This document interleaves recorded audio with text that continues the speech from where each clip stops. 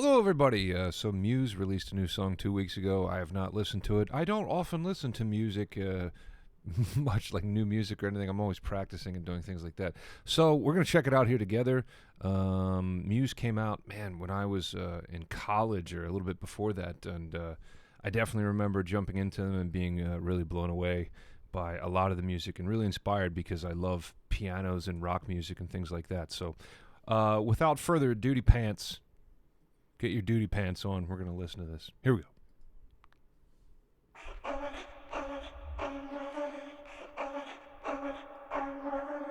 So we're starting off very sexually. A lot of sexual energy, a lot of sexual noises. An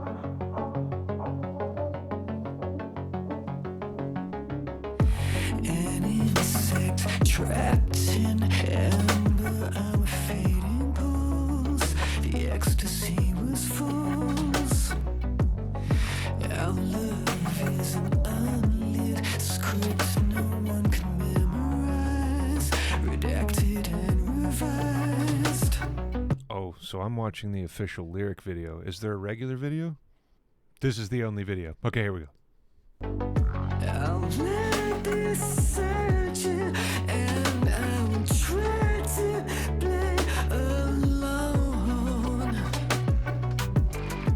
An insect trapped. So one funny thing I'll mention as a musician myself that just recently has started working on like well, it's almost done now, an electronic type of song is every time you kind of hear electronic elements fused with rock music, metal music, all that kind of stuff, I always feel like, and I feel like this has been happening for like 30 years now, where you're like, this is the direction music is moving in.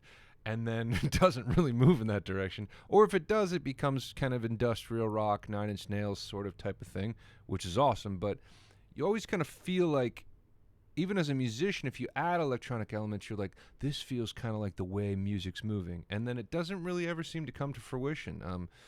Interesting. And the most recent song that I've been doing with my Without Sleep project, electronic, almost totally electronic. And again, I'm met with that thing. Well, this is the way that I feel like we got to keep going. This feels really inspiring. And I don't know, man. It's just the waxing and waning of music and the waves of everything. But it sounds great here. Instantly inspired by those 80s synth vibey kind of feelings, especially how they lend themselves then to the human voice. But I don't know. Just a weird thing to mention.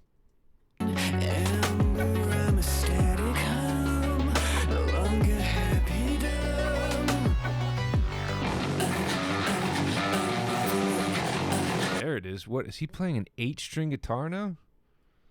How many? That's 1, 2, 3, 4, 5, 6, 7, 8. He's playing an 8-string guitar now.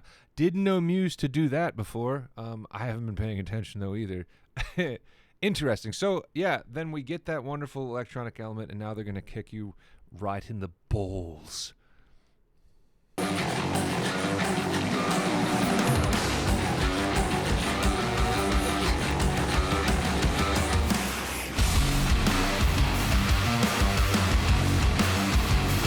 What the fuck, dude? I had no idea that Muse was making stuff like this. This is freaking awesome. I am excited to get into the rest of this. I don't even know what to say. This is not the Muse that I knew. But his riffs always lended themselves well to this type of feel. Just lowering it down to like a 7 and 8 string, it just makes it hit that much harder.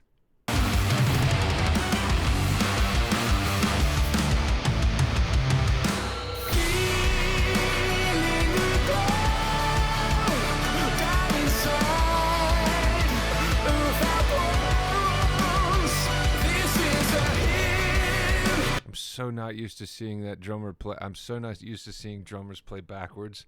So I'm watching him like, is the camera flipped? What the hell is happening? Because he's doing fills this way. And I've been a drummer since I was 11. So like, I'm so used to, even as a mix engineer, everything needs to pan this way, like the drummer's setup. But I'm just not used to seeing people play backwards. Or maybe I'm wrong. I don't remember. But everything's backwards. So what's great about this, and recently Sleep Token kept kind of inspiring me in this direction again is that these big, and people have been doing it for a long time, like Deftones, but these big 7/8 string chords create such a bed, such a thick like bed for everything to sit in, and then when you go back to the staccato type of riff, it just creates such a percussive, wonderful, moving feeling.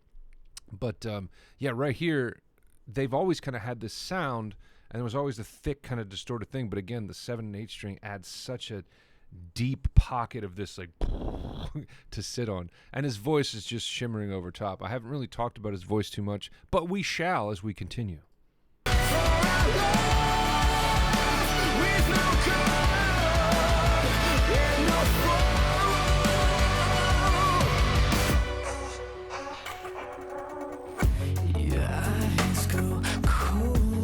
So again, that great dichotomy between this very just kind of quiet electronic thing and then that big explosive energy. So let's talk about his voice. What is his name? Matt Bellamy? I can't completely remember. Something like that. Or maybe I'm completely off.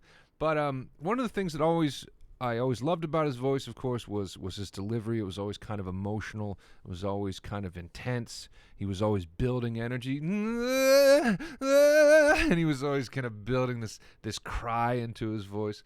But one of the things that also bothered me about that is it always kind of seemed like a similar delivery in every song, similar kind of feeling, similar kind of vibe. And he had a vibrato that was not necessarily real. Yeah, miss, this is this kind of thing. And you would hear him gasping for air between each take, which was a part of his emotional intensity, but also something that just always kind of bothered me.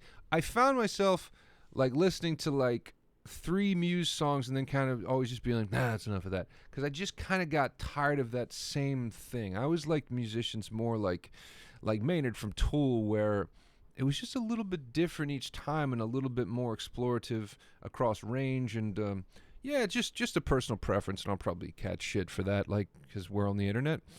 I don't know if you guys have been on the internet, but there's a lot of angry people on the internet. Anyway, but like I said, then kind of falling away and not hearing as much Muse and then hearing fleeting one-offs here and there like I am right now, you can definitely appreciate it a lot more. But anyway, just a personal thing. Interested to hear what you guys think about that. Did you pick up on the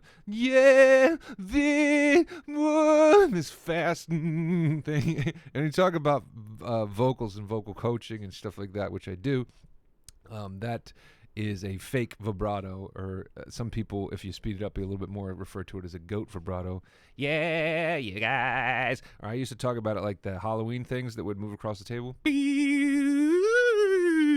Important things to learn about your voice anyway. It'll always help you, but it's not real vibrato. And I think, like I said, he might have evolved since then, so don't. I'm not a complete peckerhead. Rise as we disembark. You left me in the dark. Anybody else hate guitars with no headstock? God, that bothers me. It looks so incomplete, and it looks so weird. The bass player's playing one of those a bass with no headstock. I hate that. I hate seeing that. It bothers me. Set trapped in amber, I'm fading high. Our heaven is a lie.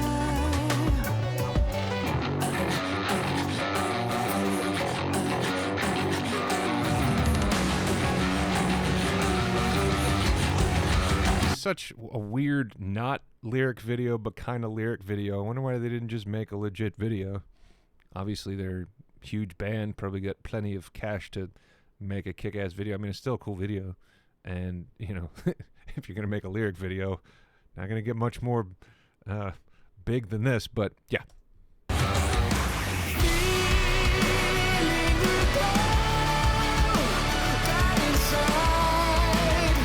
So here we have more of a regular vibrato. Let's back that up for a second. A4. Back up. Back up.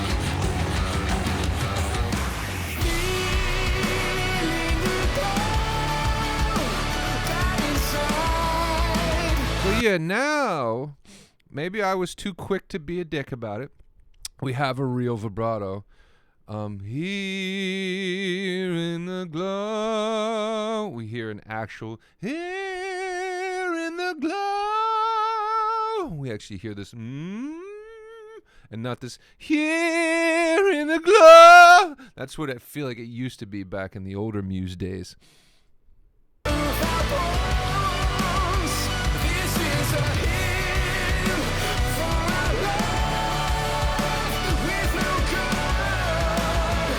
By the way, I saw one of the mics they were using back when I moved to Florida, and I was going to join this cover band.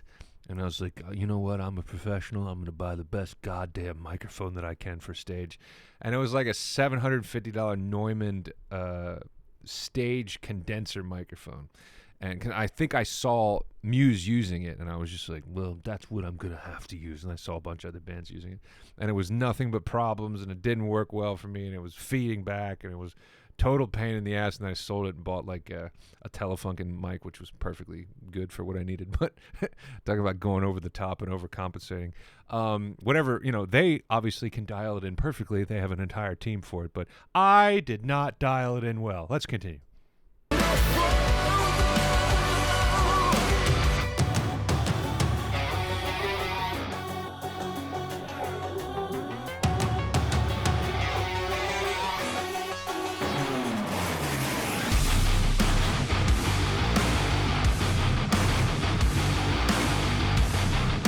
That is so fucking cool, man. Da, da, da, da, da, da. Oh, this would be awesome to see, man. I would love to go see Muse live.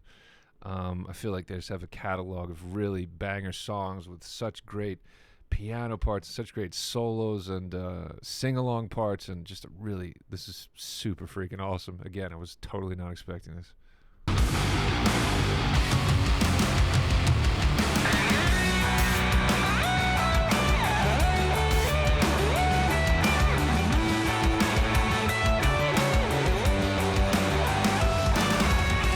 You hear how high end the bass was there. I know he's playing way up on the neck, but they also had a great bass tone too. Very iconic when you think of this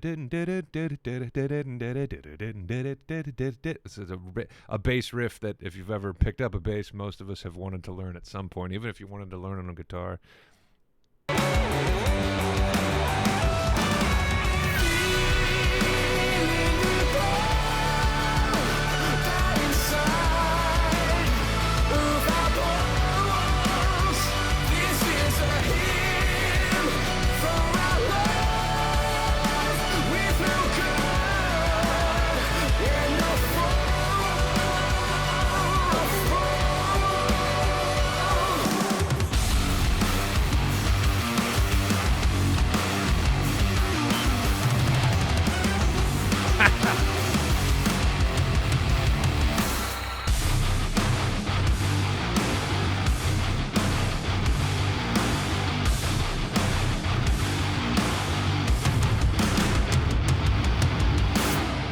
Oh, dude, that was cool as shit. Now I just want to watch them playing it live because they're terrific live, and I just want to hear that riff and see how people react to it because that's tremendous. Thanks for taking this little journey with me. Didn't talk too much about his voice this time, but just wanted to get a reaction in there and watch some new stuff. Again, I don't watch a lot of new music. Don't have people telling me about new music, and I don't watch YouTube, if I'm being honest. So, hey, more lessons, things like that coming up. I released a vocal course. If you want to learn how to sing like this, I can teach you, and you'll see that in the description. I'll see you guys soon.